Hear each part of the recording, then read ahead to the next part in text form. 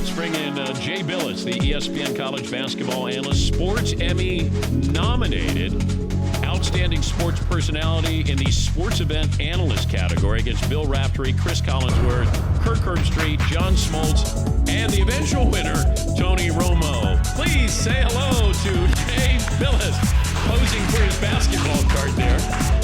Yeah, there's certain guys when you're in a category and you go, wait, who else? That was my best action shot. Yeah, who else is in the category? And you go, Bob Costas is in there. And you go, okay, I don't have to worry about a speech. Jay, good to see you. You too. Are you going to have a speech ready for the Sports Emmys? I go when I've been fortunate enough to be nominated. You just go and clap for the winner. Yeah. Because you know you got no shot. First of all, you got no shot in football because you're going against football. But Tony Romo's going to win. You have no shot. Why don't you do your speech right now? I couldn't even think of one. I wouldn't even. And the winner for Outstanding Sports Personality in the Sports Event Analyst category is Tony Romo. Jay Bilas. And then you go like this. No, but then you go like this and you pretend that you're okay with it.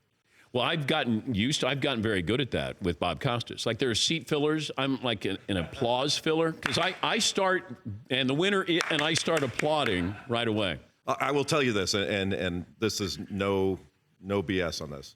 I didn't know they existed until the first time I was nominated. And so when you went to it's a wonderful event, and then you're kind of looking around going, God, I can't believe I'm a member of this industry. It's pretty good. It's really cool because you're going, look at all these amazing pros. And that doesn't even cover the true landscape of all the amazing pros out there. But then when the category comes up and you lose, it's deflating. Yes, it is. And then you're going, oh my God, like that sucked. Okay. I show up with the Danettes. We got nominated last year. I got nominated for studio host. So we lost early as a team. I have to wait until the next to last award. And then I lose again to Bob Costas. I left in between the first loss and the second loss. I went and got a beer. I just went downstairs to a restaurant and I sat there by myself because I'm like, I want to win, but I wanted us to win. And then when it's one of the worst losses I've ever had. Like I was really defeated. Well, I mean, I actually felt the same way. And then, but then you go out, take your wife out to dinner, go with friends, and then somebody says, but it's so nice to be nominated. And you're going, no, I'd rather be playing golf right now. Like this. But I went to an event. But it is really nice. I mean, you're making light up. But when that kind of thing does happen, and you lose, you have to clap politely, but you're really going, Has Tony Romo changed how you've called games? No. Has he changed is he changing the industry, do you think? No, because if you are going to try to call things out in advance, one, that's not what I'm interested in doing. Yeah. Like I know what certain teams are running, what kind of out of bounds plays and all that stuff. My challenge, honestly, just with my personality, has been try not to make the game into some clinic, X and O clinic, because you want to say, hey, look at that fade screen off this action. The screen for the screener action is so good. And people are like, what? I years ago, and this kind of opened my eyes to this. Years ago, I was working with Chris Fowler doing raps like half times and stuff. And we had a highlight up, and I said, your boy, it's a great action off a flex cut here. And then we went to break, and he goes, what is a flex cut? And so I diagrammed the flex offense for him, and then I realized, like, look, he's been doing this a million years and heard flex cut a million times and didn't know what it was. And when I watch a football game, I'm a casual football fan. I love football. But, like, when they're talking about trap blocking and all these different things. A-gap. A-gap and all that stuff. I mean, that's going way over my head. I'm not saying I don't want to hear it.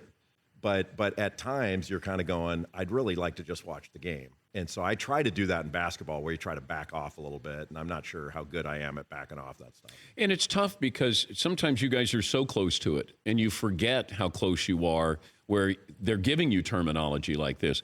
I think Collinsworth is very good at taking something complicated and making it sound a little simpler there.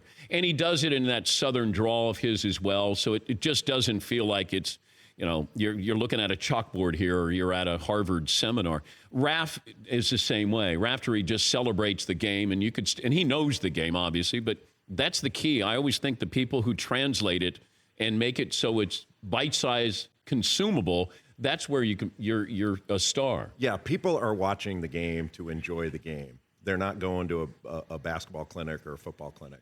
So you can balance it out. I mean, I remember when I was a kid, I loved baseball. And I was watching Vin Scully and Joe Garagiola were doing a game. And Garagiola says, pitch out. And they pitched out, got the runner going to second. And Vin Scully goes, how did you know that? And he said, well, he used the sign, he used a fist. That's the sign for that. And I was like, oh, my God, like that's so cool. And but he wasn't doing it all the time. He wasn't calling out every pitch and saying, okay, here comes a curveball because he knew what the signs were. He did it a couple times, explained it, and Scully asked him about it.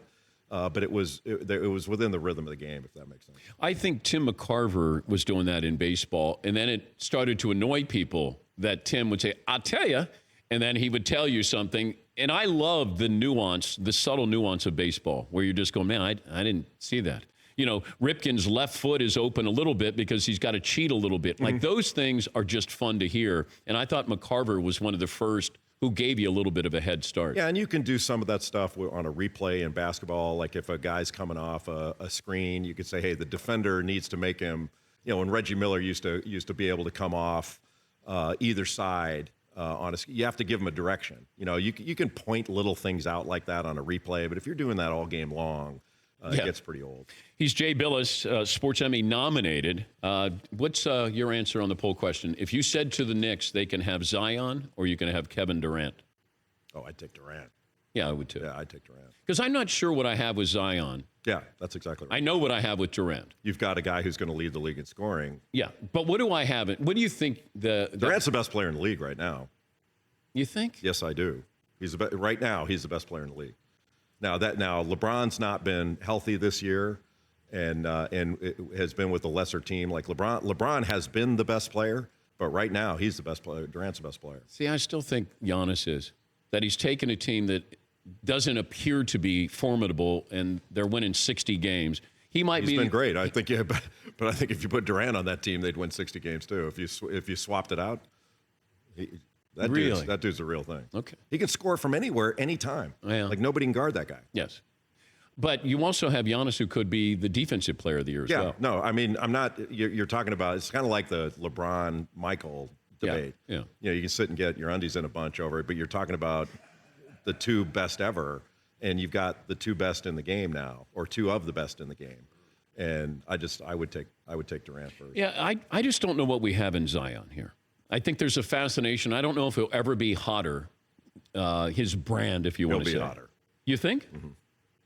He's going to be, if he stays healthy, he will be you can end billion-dollar player. You can end up as in a bad franchise. Sure. And then you're sort of stuck there for He'll still be a highlight reel in every game he plays. He's different. He's different.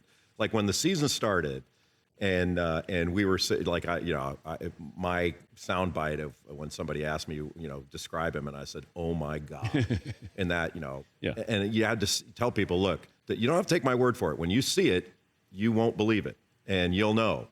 And everybody did. Like, look what he did for basketball this year. And look, our ratings were way up. They were up for, I'm sure, more than one reason, but the biggest reason was him. And so when people say, man, I'm so tired of these one and dones, you can't follow the game like you used to. First of all, they're all wrong.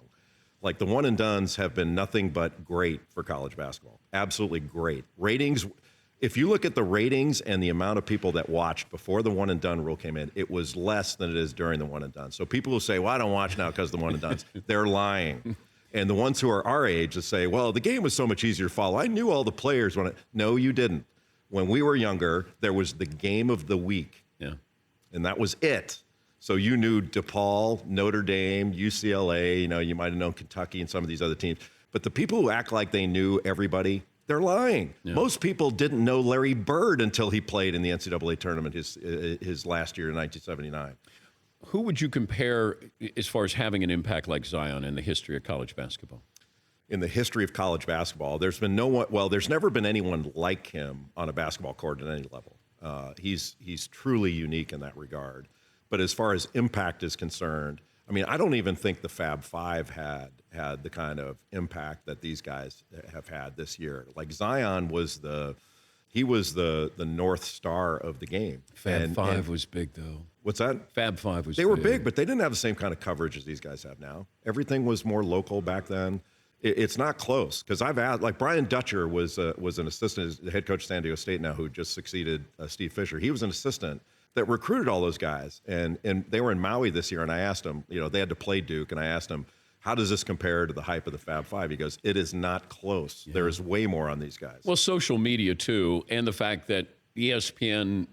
Yes. This is a TV show. Yeah, Duke basketball is a TV show. Oh, it's bigger than the Kardashian show.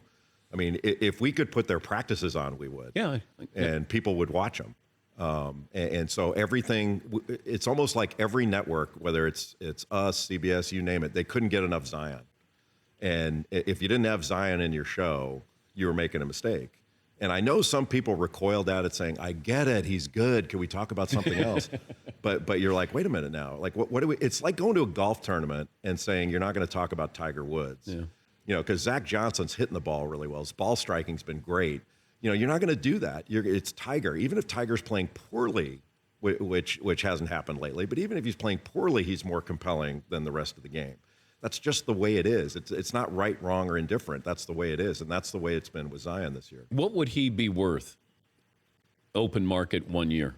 In college? Yeah. I don't know. It's just whatever. I think it's whatever anybody would want to pay. Like, right now, I mean, I heard a little bit before you talk about, well, the NCAA may be open to name, image, and likeness. No, they're not. They're just saying that. They're not open to anything because the next thing they say is, well, but nobody's come up with a workable plan. And you're like, okay, I got a workable plan. It's called the free market. It's right next to the plan that pays everybody else. Where's the plan that pays all the coaches? There's no plan for that. Yeah. They're not saying, well, wait a minute, what about, we can't have inequities in the system. Like Duke can't pay more for Coach K than Austin P is paying for its coach. That's not fair. And we don't want to have, like, the assistants aren't making the same as the head coach. What about the landscape professionals? How do we pay them? How do we value them? Oh my God, it's so complicated. They're full of it. They are not looking at this in one way, shape, or form. The Rice Commission brought it up. They're getting hit left and right with it, but then they'll say, well, the Olympics only has one country. We've got 350 Division I institutions plus 1,100. Well, how are we going to do it? It's impossible. Like, come on, man.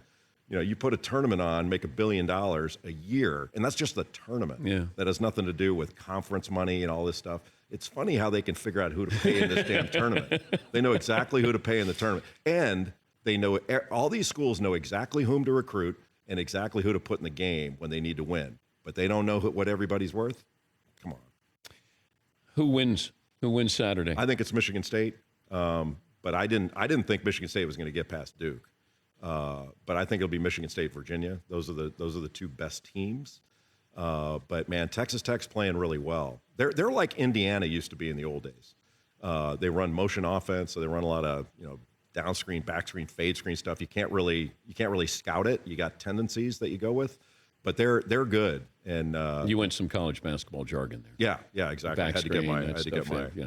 Do you think Chris Beard is staying at Texas Tech? I don't know. You remember he was at UNLV for like 2 weeks. Yeah, he talked about that yesterday. Yeah. So now while the NCAA is like trying to get rid of grad transfers because you got coaches doing that, and I'm not saying it's not the right move. But, you had Nate Oates at Buffalo, signed an extension to stay at Buffalo and left to go to Alabama like 6 days later, 9 days later. And they want to talk about the players. Well, they don't understand commitment and accountability. And like, what? Like, look, fine. I get it. Like, the coaches can do what they want. I don't have any problem with them moving around. Yeah. But don't tell me about commitment and responsibility to your institution when they sign a contract and leave a few days later. Like that's out the door in the discussion with players. Well, could you see Beard going to UC? He didn't handle my question very well yesterday when I asked him. He just went, I'm here to win a game. I could. I mean, I could see that happening. Is UCLA a great place? No, not anymore. It's a great place. It's not the job that they believe it is. Okay. And it could, because if it were, they'd get the coaches they want. Yeah. Like look who they have been hiring, and look like they're falling backwards on Jamie Dixon now, according to reports that the buyout's an issue. So they offer $48 million to Calipari, but then the buyout's the problem with Jamie. How does Calipari get a deal if he doesn't want to? Like, I don't know how this works. That he's going to join us, but he's got a lifetime deal, whatever that means, at Kentucky. Mm-hmm. So how does he get to the point with UCLA where they actually offer him a contract here? What do you mean? How does he get to the point? Well, did he just want to all done back channel. It's all But done did back he want to just flirt to get a new deal at Kentucky? Probably. I mean, every once in a while, and I'm not speaking just to Calipari here, but every once in a while, it's good to shake up your administration. Well, Les Miles would do this every year when it's he smart. was at LSU. It's smart to do. Yeah. Because you know how leverage works. I mean, when you have it, you need to use it.